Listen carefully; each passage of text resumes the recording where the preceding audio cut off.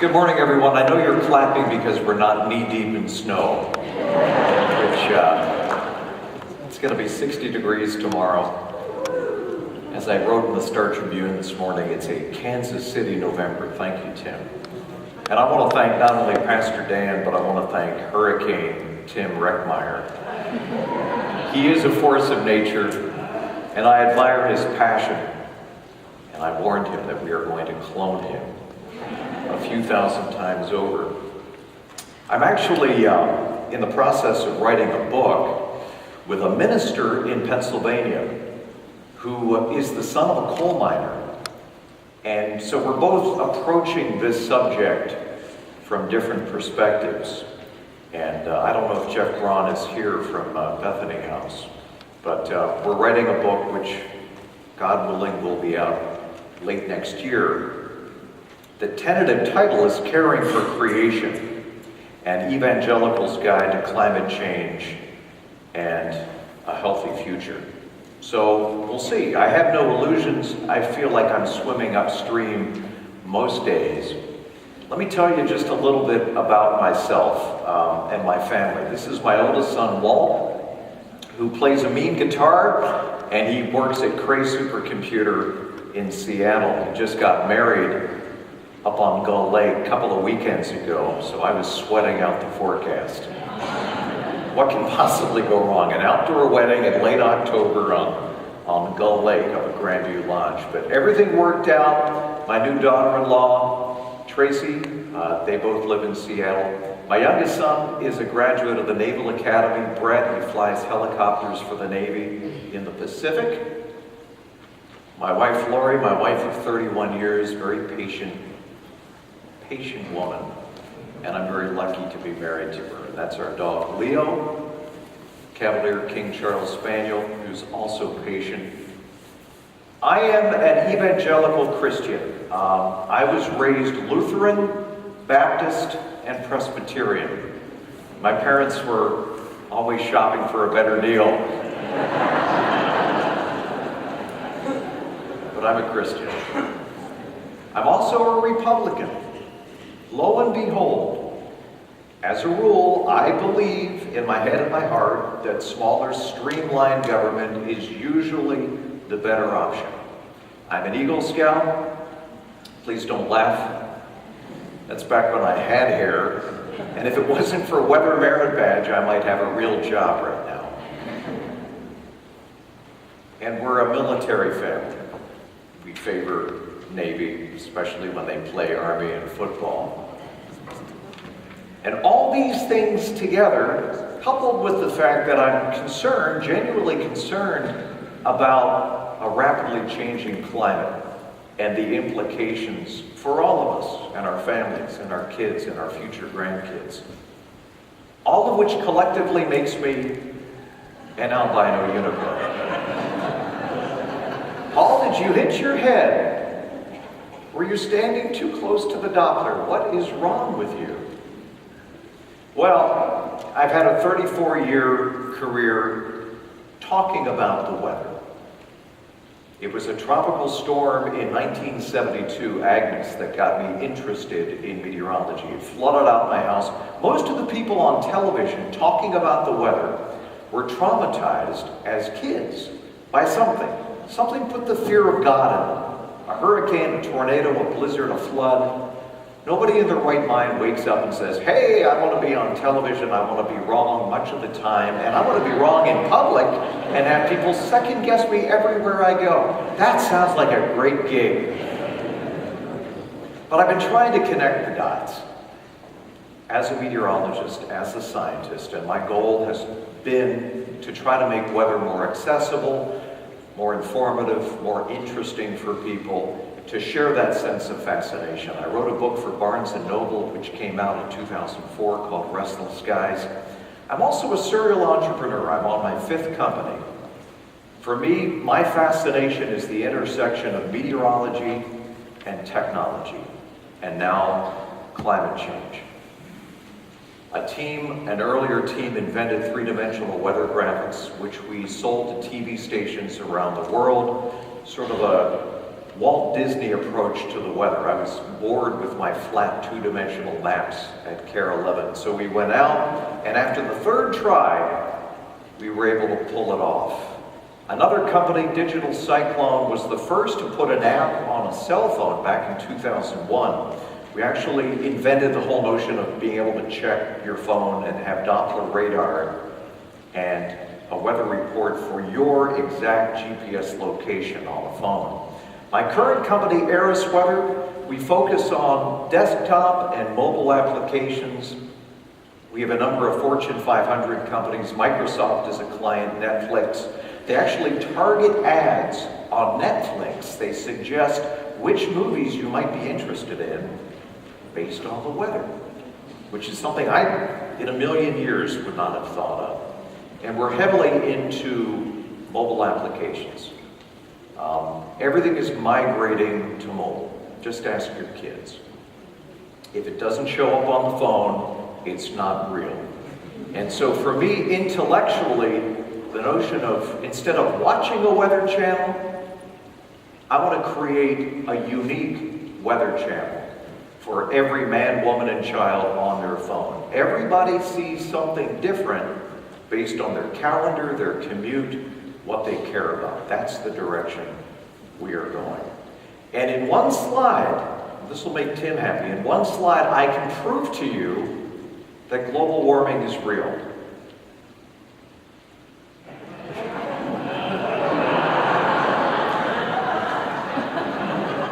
Thank you, everybody. We have to try to keep our sense of humor. And there's also a semantics challenge. When you say global warming,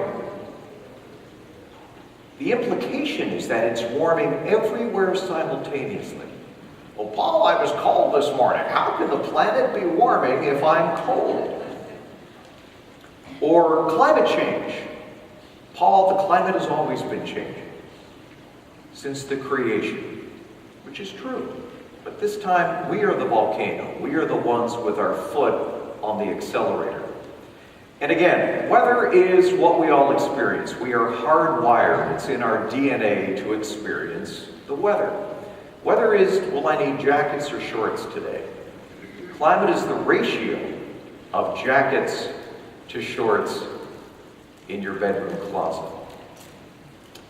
But here's some things that give me pause. Every day, worldwide, we pump 87 million tons of CO2 into the atmosphere. It's clear, colorless, odorless. It's not the typical smog that we all grew up with, those of us who grew up in the 60s and 70s. You can't see it.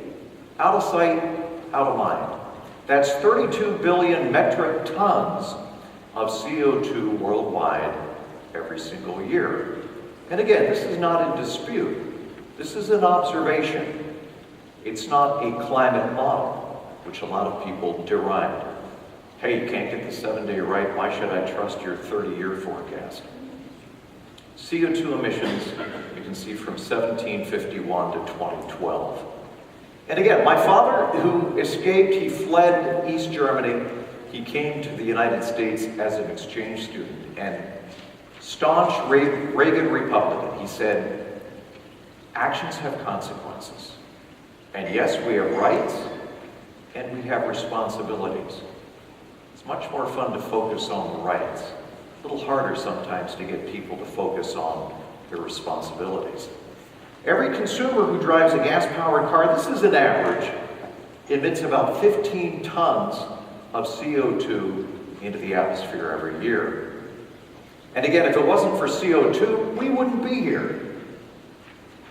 A blanket of CO2 keeps the Earth at a habitable temperature. That's why we're different than Mars. Venus has a runaway greenhouse effect and a temperature close to 800 degrees planet-wide. But the additional CO2 that we've pumped into the atmosphere since the dawn of the Industrial Revolution is equivalent to roughly 400,000 atomic bombs worth of additional heat trapped every single day. And there are estimates from the EPA that we've emitted about 1 trillion tons. That's 1 trillion hot air balloons worth of greenhouse gases just in the last 50 years. And the number continues to go up. This is why climate scientists are so concerned. There's always been a variation in CO2 going back. We have ice core samples going back 800,000 years. You can drill an ice core sample into Greenland or Antarctica, and you can actually measure the concentrations of CO2. But as you can see, we just passed 400 parts per million. People say, well, what? Yeah, parts per million. That's meaningless. They measure arsenic in parts per billion, and it doesn't take much arsenic for you to have a very bad day. There's an optimal level. It's like oxygen. We need oxygen to breathe. Too much oxygen, things begin to spontaneously combust. So there's an optimal level, and we have passed that optimal range a long time ago. Everybody climbs a wall of skepticism. And in a day and age of hackers and scammers and PAC money and special interests and lobbyists, it's good to be skeptical about everything. You know who's skeptical? Scientists are skeptical by nature. Science is organized skepticism. And as a Christian, my opinion, personal opinion, science is essential, but it's incomplete. It's one way of looking at the world. It has no answers for why we're here or what comes next. But we ignore the scientists at our own long-term peril. I was skeptical in the 80s when John Hansen testified before NASA, 1988. He sat down in front of a congressional subcommittee, and the whole term global warming came into the popular lexicon of the media. And I thought, well, I'm not so sure. Maybe it's a little premature. And then, just tracking Minnesota's manic weather, I noticed changes in the late 90s, early 2000s. Changes in the patterns. This is before Al Gore came out with Inconvenient Truth. I was baffled by the changes I was witnessing, which led me into the peer-reviewed science, and I began to connect the dots, and it dawned on me that climate theory was already showing up as a meteorological reality. It seemed like the seasons were on fast forward, and extreme weather, the volume was dialed up to a 10. The weather has always been a symphony, a Beethoven symphony. But by the late 90s, early 2000s, it sounded like a really bad, talent-free second-grade school orchestra. With the violins playing out of tune, the horns coming in at the wrong time, cymbal crashes where there shouldn't be cymbal crashes. Something had changed. Suddenly it wasn't your grandfather's weather. And I wasn't the only one who was witnessing this. Today, again, we're at 400 parts per million of CO2. And again, basic physics. You warm up the air, it can hold more water vapor. There's more water floating overhead, priming the pump for more weather extremes. Which got me wondering, looking at the data, and this is from a reinsurance company, Munich Re. Natural disasters, especially weather-related natural disasters, floods, droughts, heat waves, have gone up 3 to 4x since 1980. And I thought, well, is this really happening? Is it a function of better media, more people living in harm's way, doing a better job perhaps of reporting what's always happened over the eons? Or is this really a change, a discernible phase shift? Here's global data. Weather disasters have tripled. Not geological disasters, not earthquakes, but weather-related disasters seem to be increasing based on insurance companies who have to get this right. If they don't price their premiums appropriately, they go out of business. So what we're left with, what I was left with, was an accumulation of coincidences. It was not an overnight epiphany, and it had nothing to do with Al Gore. It was connecting the dots, keeping an open mind. 14 of the 15 warmest years worldwide have taken place since 2000. The odds of this happening naturally, about 650 million to 1. We are now in the 28th year in a row with global temperatures above the 20th century average. Last month was the 368th month in a row of warmer than average worldwide. And what's happening in the Arctic and Greenland is happening faster than the climate models were predicting. Climate models don't do as good a job when it comes to ice. And John Abraham can talk more about that shortly. But again, as a meteorologist, just wearing the weather cap, are we imagining this? Or is it a real trend? Is it media hype? Is it a liberal hoax? Just an excuse to grow government? Or is there really something we should be paying attention to? As a meteorologist, again, weather doesn't move in a straight line. Science never moves in a straight line. Science is never settled. You iterate your way towards truth, however relative. But you look at the numbers. I'm no rocket scientist, but it appears that there is an increase in heavy 24-hour rainfall events. And I talk to farmers all around the state.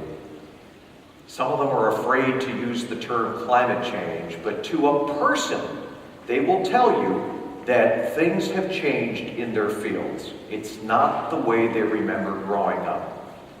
It's different than what their fathers and grandfathers were dealing with out in the field. The rain seems to be falling with greater intensity during the warm summer months. Minnesota has had 4 separate 1,000-year floods since 2004. 3 of them in southern Minnesota, the 4th in Duluth in June of 2012. Off the scale. I can see 1, maybe 2 in the span of 10 years, but 4? Again, this is not climate model, this is observations, satellite observations. A 40% drop in September Arctic ice since 1980. And the sea levels are rising. That's not a model, that's an observation. That's going out and measuring the oceans rising worldwide. Miami now floods during a full moon. No storm nearby.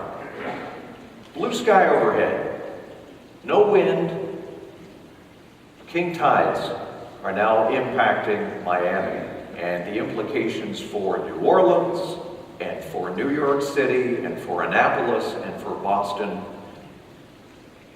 are interesting. Galatians 5:14, the entire law is summed up in a single command: love your neighbor as yourself. We are stewards.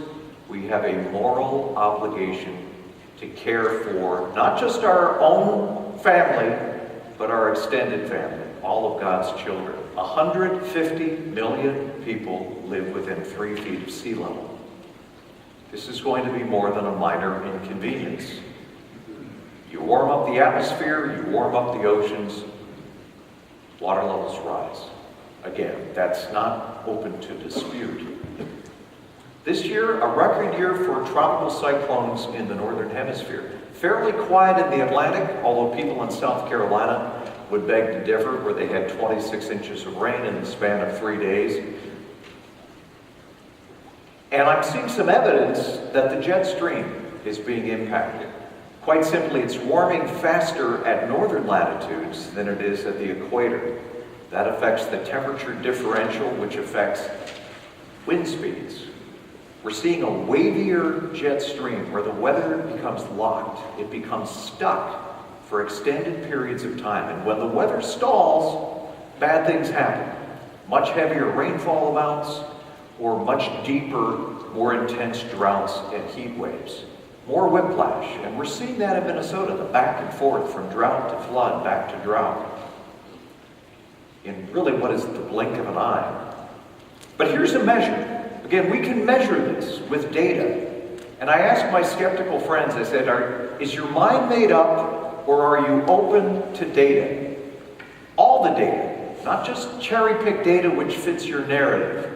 Are you open to data? This is the Climate Extreme Index from NOAA, from the National Climate NCDC. This is the percentage of the USA either in extreme flood or extreme drought. And again, nature doesn't move in a straight line.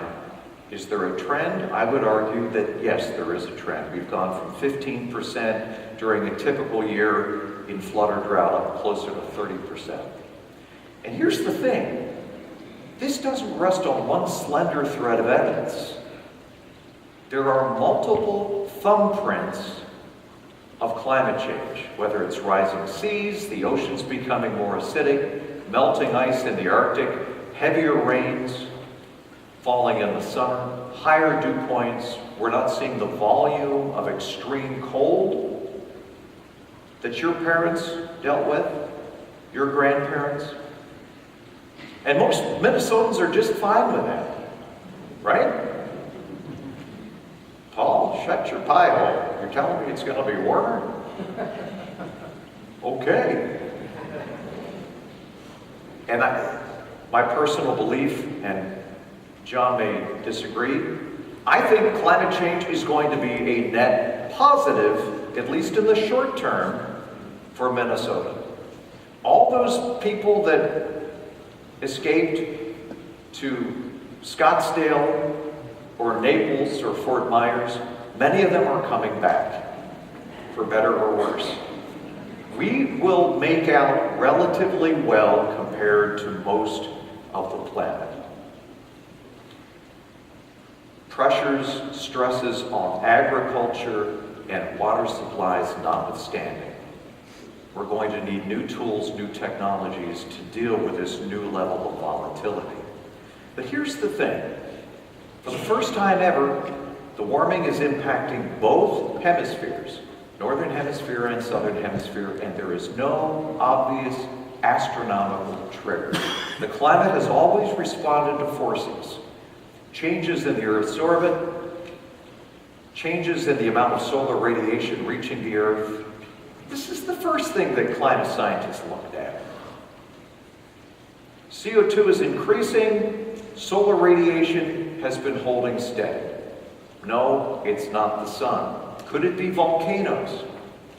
The state of Florida emits more CO2 every year than the world's volcanoes. If you go back long enough, hundreds of millions of years ago, when we had planetary volcanic eruptions and much higher CO2 levels, yes, but it's not volcanoes, not now.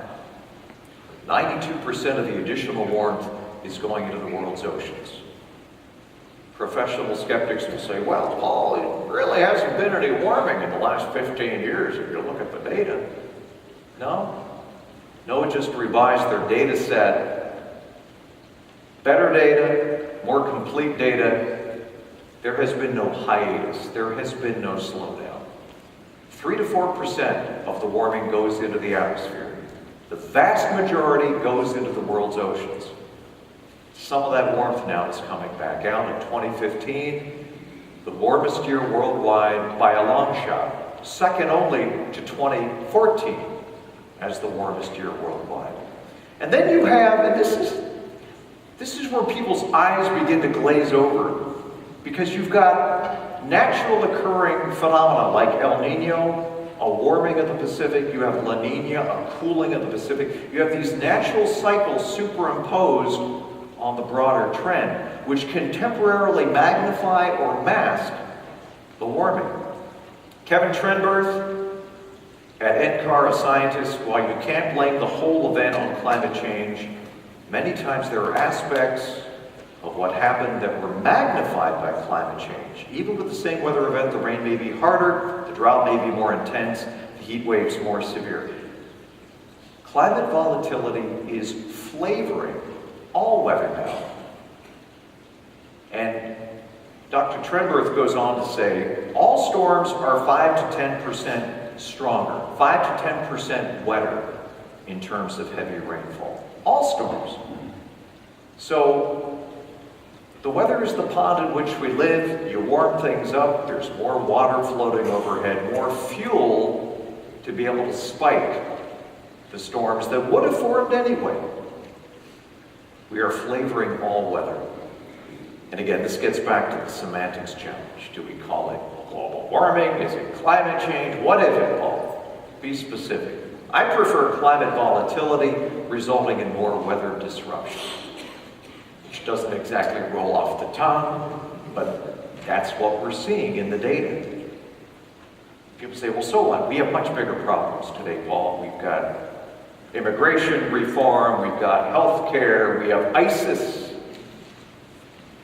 we have refugees pouring into Europe. Here's the thing. Climate change may not be the biggest challenge we face as a species, but it's flavoring a lot of big, seemingly intractable problems. You think the refugee crisis is bad now? Wait until crops begin failing all across the Middle East and Northern Africa. Wait until cities start running out of water. You haven't seen anything yet. And the rise of ISIS, complicated, above my pay grade, but the experts maintain that historic drought in Syria was one of many factors that helped to ignite the crisis that is now leading to ISIS. The U.S. military is concerned. I don't think they're prone to hype or exaggeration. They tend to be very methodical. This is the Quadrennial Defense Review last year from the Department of Defense. The impacts of climate change may increase the frequency, scale, complexity of future missions, including defense support to civil authorities, while at the same time undermining the capacity of our domestic installations to support training activities. The Navy takes it very seriously. How do you retrofit all of the ports worldwide as sea levels continue to rise? They're not ignoring this. And they realize, the Defense Department realizes that it's a force multiplier. It's making already existing problems worse. I tell my friends, my few remaining conservative friends, that acknowledging climate change does not make you liberal. It makes you literate. It means you favor...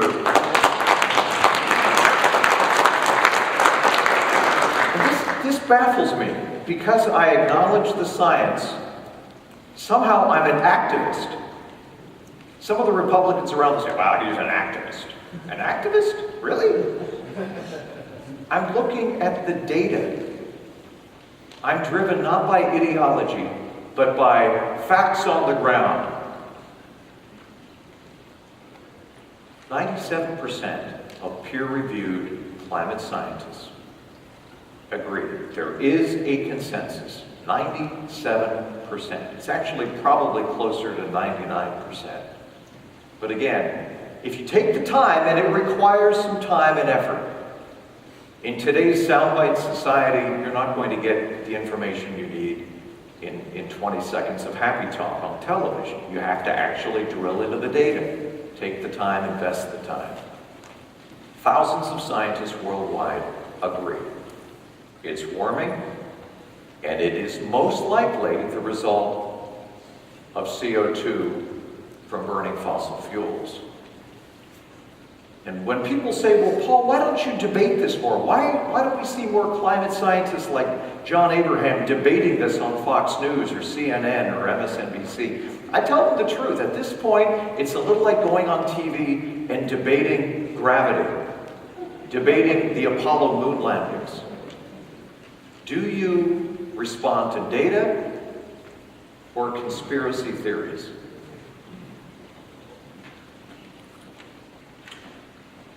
I think this is very much about freedom. The freedom to live where you want to live without fear of rising seas, perpetual drought, running out of water, toxic weather hitting home every other month. The freedom to have any desired career. If you're a farmer, it's already harder than ever getting that good yield in your field because we're seeing more whiplash going back and forth from drought to flood. I tell my friends thinking of moving to Naples or Fort Myers, don't buy anything right on the water. Buy something 5 blocks inland and be patient. You'll get your waterfront.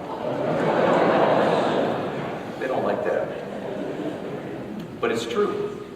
The water levels are rising. You don't have to like it, but it's reality. Matt Redman said something that resonates, talking about our Heavenly Father. He is altogether glorious, unequaled in splendor, unrivaled in power. He is beyond the grasp of human reason, far beyond the grasp of any scientific mind. Inexhaustible, immeasurable, unfathomable, eternal, immortal, invisible, the highest mountain peaks and the deepest canyon depths are just tiny echoes of his proclaimed greatness. And the blazing stars above, the faintest emblems of the full measure of his glory. I don't think the human brain, just like we can't fathom infinity, I don't think any of us can fathom God. Galileo said something interesting. I do not feel obliged to believe that the same God who has endowed us with sense, reason, and intellect has intended us to forego their use. Albert Einstein, a man should look for what is, not what he thinks should be. And somebody I respect even more than Albert Einstein, John Abraham. Science and faith work very well together. Science tells us about the world as it is and will be. Faith informs our inquiries about why. Science keeps faith from superstition, and faith helps to make us human. They are flip sides of the same coin. We need both. They are not mutually exclusive. God gave us big, beautiful brains. I don't pretend to know the mind of God, but I believe Genesis, when the Bible says we were made in God's self-image. He gave us big, beautiful brains, the ability to think, reason, solve problems, make smart decisions, improve our lives, and the good sense not to foul our nest, which is precisely what we're doing right now. As a businessman, it's a threat, it's an opportunity. And I'm reminded of what Arthur Schopenhauer said. All truth goes through 3 stages. First, it's ridiculed. Then it's violently opposed. Finally, it's accepted as self-evident. I want to believe that we're coming to the end of phase 2. And the reason it's been violently opposed, the reason there's so much pushback, is because of the money involved. When in doubt, follow the money. Trillions with a T, trillions of dollars of carbon needs to remain in the ground for us to avoid a worst-case scenario. I smoked in the 1970s, not proud of it. I was kind of rooting for the pseudoscientist that Philip Morris paid, who said, well, it's too bad about Aunt Betty smoking 3 packs a day. You can't prove that my client's product killed poor Aunt Betty. And at the time, this was 1976. At the time, some of us were shaking our heads going, yeah, you go. Yeah, you're right. Now, is there anybody with a pulse, anybody with any brain cells who believes that smoking doesn't increase the risk of cancer and heart disease? Manufactured misinformation, manufactured doubt. Follow the money. Putting the profits of corporate polluters ahead of the health of today's children and the welfare of future generations is immoral and ultimately unsustainable. It can't last. I think all of us, even those of us skeptical about climate change and whether we are responsible, would probably agree fewer chemicals in the environment a good thing. 1 in 4 American children today have asthma, allergies, ADHD, or autism. You know who said this? I'm proud of having been one of the first to recognize that the states and the federal government have a duty to protect our natural resources from the damaging effects of pollution that can accompany industrial development. Anybody want to guess who said this? Reagan. Ronald Reagan. The problem is not that people are taxed too little. The problem is that government spends too much. I'm not here to debate policy. I'm here to remind people that conservatives conserve. Teddy Roosevelt, who launched the park system, the envy of the world. Richard Nixon, who launched the EPA. George Bush, 41, who signed the Clean Air Act. I understand the concern that addressing this topic will invariably have to grow the federal government. If I don't accept the disease, I don't have to accept the cure, right? But here's the thing, government should set the bar, be a fair referee, not pick winners. We have a choice. Do we continue business as usual, rely on dirty fuels, price spikes, OPEC, the whims of Russia, and rely on our military to enforce the supply lines of oil worldwide? Or do we transition methodically, thoughtfully, into a clean energy future? Dial down fossil fuels, ramp up technologies like solar that will ultimately employ a lot more people than the fossil fuel industry. Strengthening our infrastructure, making everything we do more resilient, and exporting these new inventions to the rest of the world. Which path forward? Mitigating climate change will require a level of sustained innovation and American reinvention that will propel the USA into a new competitive paradigm. I refuse to believe that the country that cured polio, sent men to the moon, fought two enemies simultaneously in World War II, mapped the human genome, can't find a way to keep the lights on, the economy growing, without burning dirty fuels, relying on technology that is, in some cases, hundreds of years old. The new replaces the old. Everything gets disrupted, and energy is no exception. Put a price on carbon. Tee it up. Allow the markets, allow American business to come up with the solutions we're going to need. When people ask me why I'm ultimately optimistic that we will figure this out, it's because of Moore's Law, a description of the dramatic and continuing reduction in the size and cost of computer technology, and the ingenuity of American entrepreneurs to come up with the solutions we're going to need. There is no silver bullet. We've got silver buckshot. A lot of buckshot. 75 to 80% drop in solar prices. Just in the last 5 years, there's Moore's Law in action. Wind now powers 17 million homes in the U.S. That's a 25-fold increase. And there's enough potential wind energy just offshore, 4 times what we use annually in the United States. We are just scratching the surface of what is possible and what is inevitable. Energy storage, geothermal, biomass, microgrids, hydropower, smaller, safer nuclear to scale the energy we need in the short term, tidal energy, biogas, and things we can't even think of, things we can't even imagine today. If there's a price signal in the marketplace, American ingenuity, American entrepreneurs will come up with a solution. So, in closing, there is no time for gloom and doom. We have a threat, we have an opportunity. And I ask people to keep an open mind, expand your bubble, try to keep a worldview. We're focused on our bubbles, our families, our friends. I get that. So am I. But be aware of what's happening worldwide. Respond to data and evidence, not ideology. Science should not be a political football. We should not be demonizing the scientists who are trying to make sense of the data. Make smart choices. Go green. Not because you're liberal, but because it's the right thing to do. And ultimately, it's going to put more green back in your wallet. Get an energy audit of your house. When you do upgrade to a new vehicle, find a vehicle with better gas mileage. It will save you money and help. I think one of the most important things we can all do is elect people at a local, state, and national level who still have a respect for science. Encourage your representatives to put a price on carbon. Be part of the solution.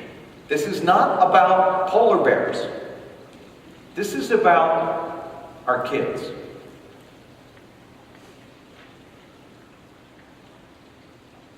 Pope Francis, enlighten those who possess power and money, that they may avoid the sin of indifference, that they may love the common good, advance the weak, and care for the world in which we live. The poor and the earth are crying out.